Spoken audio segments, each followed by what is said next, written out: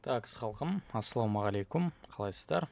Бүгінгі сабақта уже бізде бесплатное обучение аяқталады, потому что уже сіздер достаточно информация алдыңыздар, чтобы нарыққа деген көзқарастарыңыз максимально түзелетіндей. И надеюсь, осы уақытқа дейін уже сіздер түсіндіңіздер, что нарықта СНР немесе басқа да дүние жұмыс істемейді, тек қана ликвидностьтің логикасы жұмыс жасайды. Вот, все, басқа ештеңе істемейді. И бүгінгі сабақта біз полностью модель входа, яғни қалай сделка ашамыз. Условно мынау бізде алтынның графигі. Көпшіліктеріңіз маған айттыңыздар, Қуаныш, бізге евро емес алтыннан көрсетші. Хорошо, қараңыздар. Бізде модель входа келесідей болады. Біз уже осы уақытқа дейін ликвидность өттік, то есть buy side ликвидность. Тура сол сияқты, мысалы біз sell side ликвидностьтің бар екенін білеміз. Нарықта бізде баға ликвидностьтен ликвидностьке қозғалады. А точкасы нарықта бізде алынды ма, баға Б точкасына барады деген сияқты. Тура сол сияқты ликвидность бізде жұмыс істейді. Ал ликвидность А точкасынан Б точкасына жеткізілу үшін бізде структура деген дүние бар. Оны да айтып өттім мен. Егер көрмесеңіздер, профильге өтіп, полностью көріп шықсаңыздар болады. Хорошо. То есть логика у нас в чем? Біз уже структураны білеміз. Мысалы, просто так, мысалы 4 сағаттық таймфрейм, біз алтын графигін қарағанда қандай структура екенін, қандай тренд екенін біліп тұрмыз. То есть уже қараңыздар. Бізде до этого лонговый қозғалыс болды, одан кейін шартовый қозғалыс. И элементарно понятно любой адамға, что бізде қазіргі уақытта нисходящий тренд екені. Вот, надеюсь, түсінікті. Қандай картина көріп отырмыз? Бізде имбаланс бар, имбаланстың реакция, дальше шартовый кеттік. И мысалы алдағы уақытта біз үшін цель на sell side ликвидность. Біз оны білеміз. И алдағы уақытта сіздерге просто так шорт позиция ашқаннан басқа вариант жоқ. Вот и все. То есть қиналатын ештеңе жоқ. Үлкен таймфрейм қарайсыздар. И структура бойынша цельді анықтап аласыздар болды. Ал енді мен последний четверг күні ашылмаған позиция бойынша модель көрсетемін. Именно сол модель бойынша мен өзім соңғы уақытта жұмыс істеймін. Максимально простой, максимально понятный, максимально качественный модель. Ештеңе қосып, ештеңе алып керек емес. Ол модель үшін сіздер пайдаланасыздар. Ол бізде ликвидность.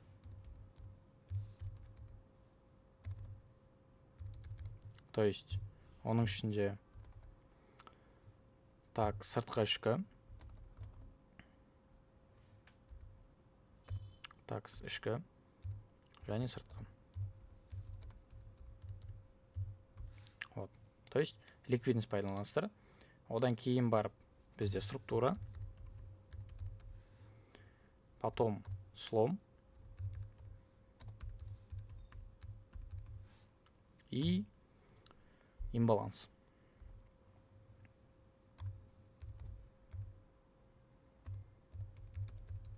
Вот. Сіздерге керегі осы. Басқа ештеңе керек емес. Қазір көрсетемін. То есть модель бізде қалай қалыптасады? Бізде структура шартовый келе жатқан кезде біз тек қана шорт позиция ашамыз, яғни бір бағытта жұмыс істейміз. Баға бізде, мынау бізде білеміз, А точкасы. Не. Бұл бізде уже swing high. Мына максимум бізде swing high. Вот этот максимум. Біз мына swing lowға дейін позиция ашамыз. То есть баға бізде коррекцияға келген кезде біз LTF слом арқылы позицияға осы минимумға дейін ашамыз. То есть біздің цель, конечно же, 1 к 3. То есть риск менеджмент бойынша бізде минимальный таргет это 1 к 3. Вот. Соңғы сабақ деп айттым, келесі сабақ бізде риск менеджмент бойынша болады. Вот насчет этого мен сәл қателесіп қалыппын. То есть бұл соңғы сабақ емес. Окей, қараңыздар. То есть модель қалай? Бізде структура бойынша баға қозғалып келе жатқан кезде, например, бізде мына жақта ликвидность жиналды. Вот так, ликвидность жиналды и слом болды. Біздің мақсат осы слом болғаннан кейін коррекция болған кезде позиция ашу. Вот. В основном имбаланстан немесе ликвидность жиналған кезде позиция ашылады. Надеюсь, түсінікті, да? Ал енді графиктен көрсетейін, чтобы сіздерге түсінікті болатындай.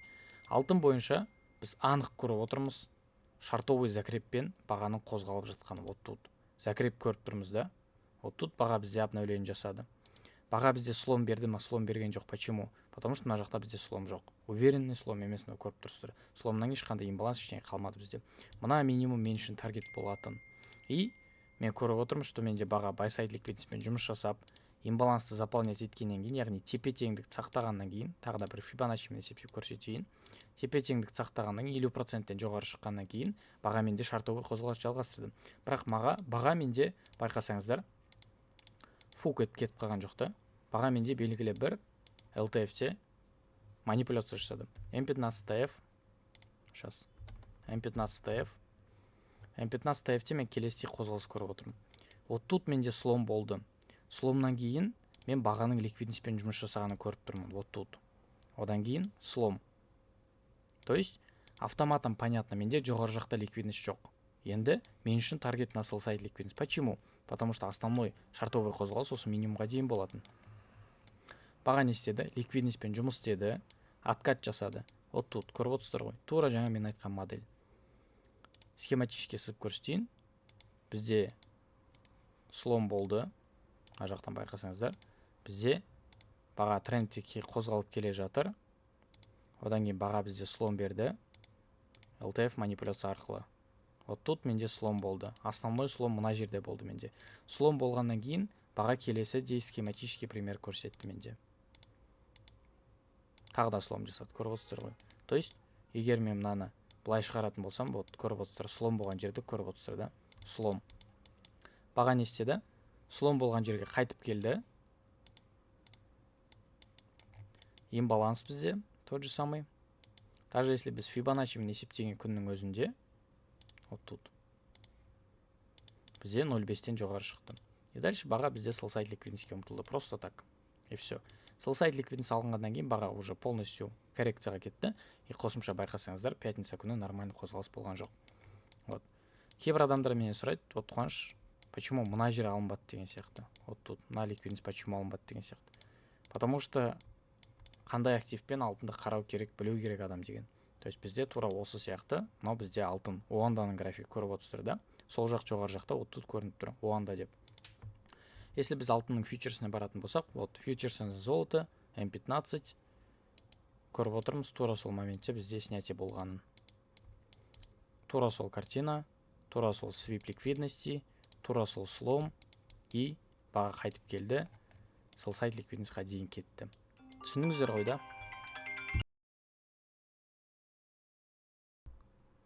Так, звондап қалды, айбетпеңіздер, но уже видеоны аяқтайық. То есть модель өте оңай. Ликвидностьтен ликвидностьке қарай позиция аша бересіздер. Все. Басқа ештеңе қосып алып керек емес. Кез келген активте. Хоть евро, хоть алтын, хоть, крипта, любойын тұра берсеңіздер болады. Просто так свип, слом, ТВХ от блока немесе имбаланстан болды. Басқа ештеңе қосып керек емес. Надеюсь, түсінікті болды. Сіздерге задание. Өздеріңізге ұнаған актив бойынша анализ жасаңыздар. И бұл жолы маған жіберіңіздер деп айтпаймын, потому что бұл обучение көргенде сіздердің мақсаттарыңыз ол максимально түсіну, и менің мақсатым ол сіздерге пайда беру болатын, яғни пайдалы ақпаратпен бөлісу болатын. Надеюсь, обучение в целом сіздерге пайдасы тиді, и трейдинг әлемінде көрінген СНР, СК, там Фибоначчи сияқты бір мусорға көңіл бөлмей, нормально, адекватный анализ жасап үйрендіңіздер деген ойдамын. Хотя